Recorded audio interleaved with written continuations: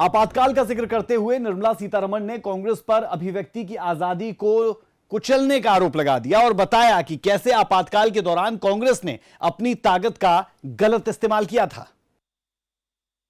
So 21 MPs, all opposition, belonging to all opposition parties, were held in jail. Manya Advani ji, Manya Atal ji were all in jail under Preventive Detention Law, Maintenance of Internal Security Act 1971, the infamous MISA. And I know of political leaders who have chosen to have their children named after MISA to remember those black days. And now they wouldn't even mind having alliance with them. इस दौरान कांग्रेस सांसद जयराम रमेश ने सदन को संबोधित करते हुए तत्कालीन सरकार का बचाव किया और इंदिरा गांधी के फैसलों को सराहा भी। I have Granville Austin in my hands right now, and the same Granville Austin writes that the 44th Amendment was passed by the Lok Sabha and the Rajya Sabha to override the 42nd Amendment, large parts of the 42nd Amendment. And who voted on the 7th of December 1978 to repeal parts of the 42nd Amendment? It was Indira Gandhi herself.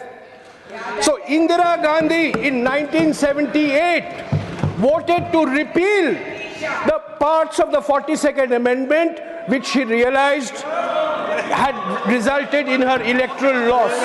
So it's not, don't read selectively. Congress सांसद जयराम रमेश के बयान पर नेता सदन JP Nadda ने पलटवार किया और बताया कि मोरारजी देसाई के शासनकाल में कानून में संशोधन हुआ जिससे लोगों ने राहत की सांस ली थी। करना चाहता हूं कि 1978 में Morarji Desai was the prime minister, Janata party की सरकार थी और जनता पार्टी की सरकार ने 42nd अमेंडमेंट को 44th अमेंडमेंट से हटाने का प्रयास का काम किया और आपको जनता ने हरा दिया था।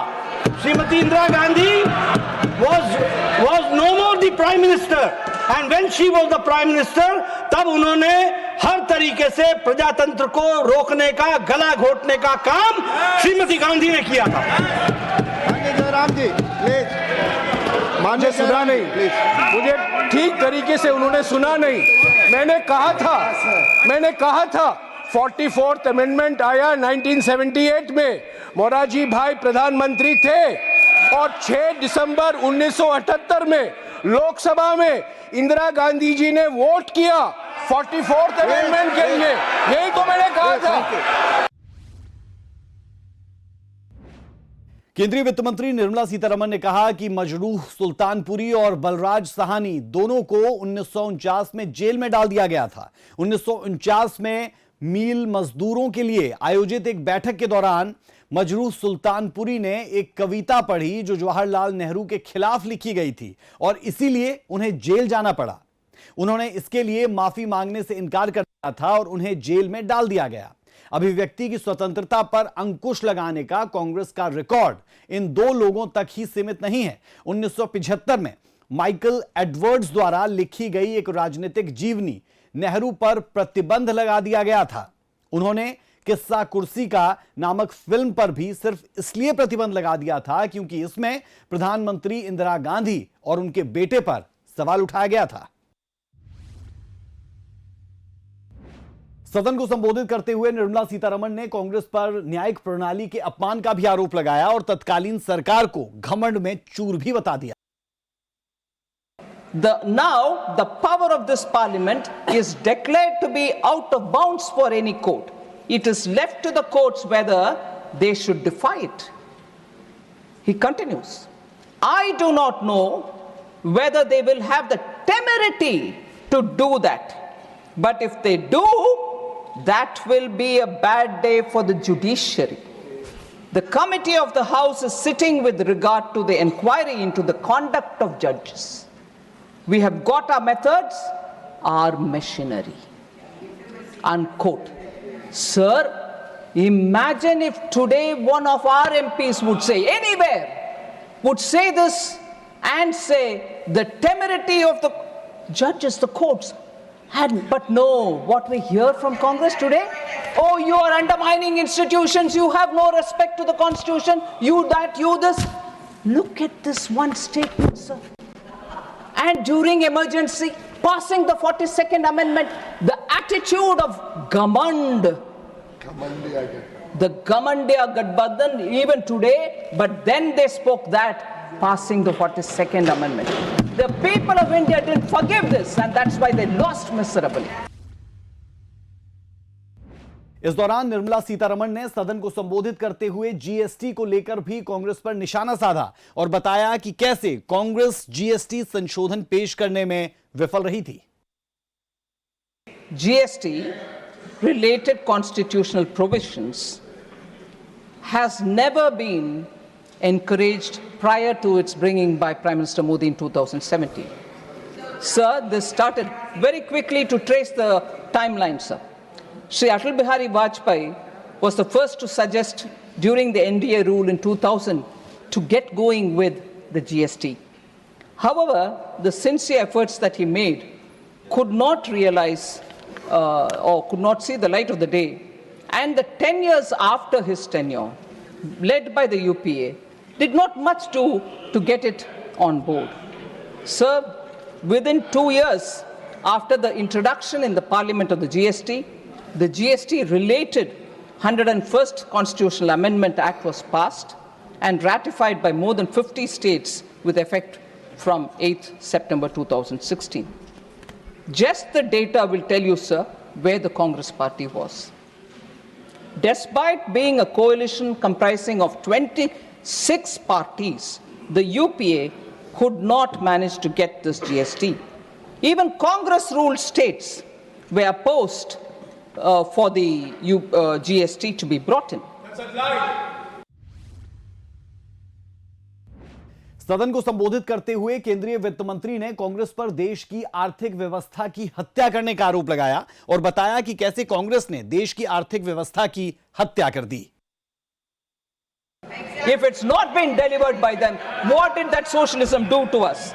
So, when Prime Minister Modi says, Vikasit Bharat 2047, we all should have to work together to make sure that that is done with all of our responsibilities intact and such changes to the Constitution which they brought, which has only brought in decay for the Indian economy. I will not get into the details. Another paper from 2009, sir. Cato Institute Center for Global Liberty and Prosperity. What are we discussing? Yeah, we are discussing the Constitution and the mistakes done by the Congress party, as a result of which the Indian economy is suffering, sir. Socialism kills. The human cost of delayed economic reform in India, sir. I'll authenticate this and give it to you to show how Congress party's attempts have only weakened the Indian economy. इस दौरान निर्मला सीतारमण ने BJP और कांग्रेस के शासनकाल की तुलना भी की और बताया कि कैसे बीजेपी का शासनकाल महिलाओं को बेहतर जीवन देने में मददगार साबित हो रहा है, वहीं कांग्रेस ने महिलाओं के साथ धोखा किया, इसका जिक्र उन्होंने किया। BJP has consistently supported women's reservation in Rajya Sabha 2010, sir. I remember late Shri Arun Jaitley supported passionately to pass that, and in Rajya Sabha it was passed. But curiously, why that didn't go to the Lok Sabha, no one knows. And in the Lok Sabha, I think it was for reasons better known, but what was said in the public was some of the alliance partners were not favoring, and therefore the Indian National Congress did not have the courage to take it into the Lok Sabha at that time. BJP's Sankalp Patra of 2014 supported women's reservation. And again, Sankalp Patra before the 2019 election also very clearly supported. But I want to highlight the fact, sir, that in 84-89, Shri Rajiv Gandhi had 426 members in the Lok Sabha and 159 members in the Rajya Sabha. They did not have the conviction to pass the women's reservation bill at that time.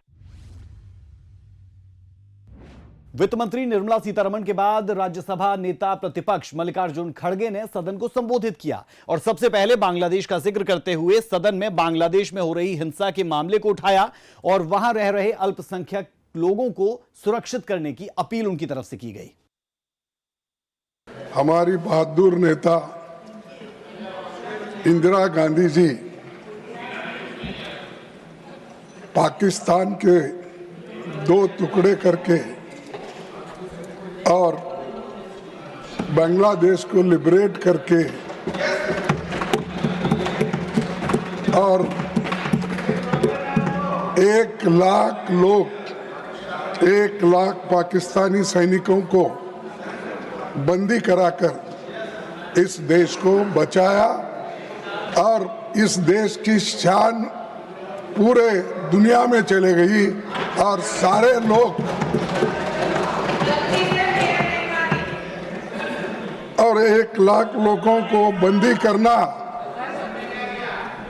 बहुत मुश्किल काम है, लेकिन जिनको iron lady कहते हैं उसने ये बता दिया अगर हमारे नजदीक अगर कोई आए तो उनकी खैर नहीं, ये उन्होंने बता दिया। और आज वो दिन है बांग्लादेश लिबरेशन, और वहाँ पर जो गड़बड़ी चल रही है कम से कम ये लोग आंख खोलकर वहाँ के माइनॉरिटी को बचाने की कोशिश तो करें।